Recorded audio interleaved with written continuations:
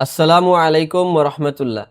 আজকের বিষয় হলো যেসব ঘরে কেউ থাকে না সেই সব ঘরে আমাদের প্রয়োজন হলে প্রবেশ করলে আমাদের কোনো গুনাহ হবে না। এই সম্পর্কে দলিল হলো কুরআনে স্পষ্টভাবে। চলেন আমরা দেখে নেই।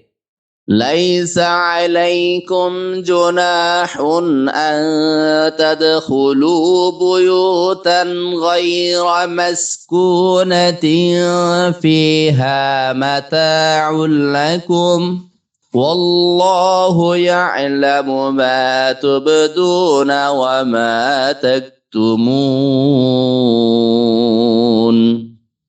যে ঘরে কেউ বাস করে না এবং তার ভেতর তোমাদের কোনো উপকার বা প্রয়োজন আছে তাতে তোমাদের অনুমতি ছাড়া প্রবেশ কোনো গুনাহ নেই।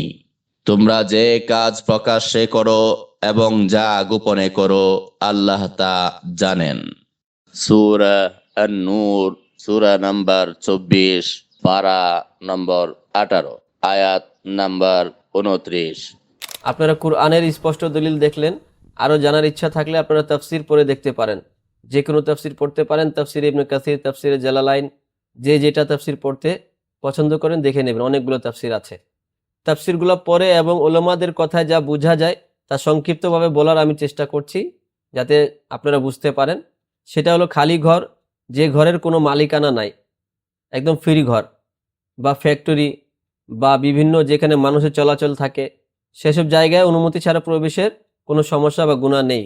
এইভাবে পরিত্যক্ত ঘর যার কোনো মালিকানা নেই এবং কোনো ফ্যামিলিও সেখানে থাকে না, এইরকম জায়গা যেখানে যেখানে আছে, আরও অনেকগুলো স্থান আছে, আপনারা বুঝে নিতে পারতেছেন, আমি সংক্ষিপ্ত বলেছি।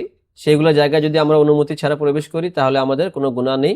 এবং কোনো ঘরে যদি আমরা প্রবেশ করি, কারো ঘরে ইজাজত নিয়ে প্রবেশ করতে হবে, 3 বার সালাম দিয়ে ইজাজত নিতে হয়, সেই সম্পর্কে আমাদের ভিডিও আগে তৈরি করা আছে, আপনারা দেখে নিতে পারেন। আসসালামু আলাইকুম ওয়া রাহমাতুল্লাহ।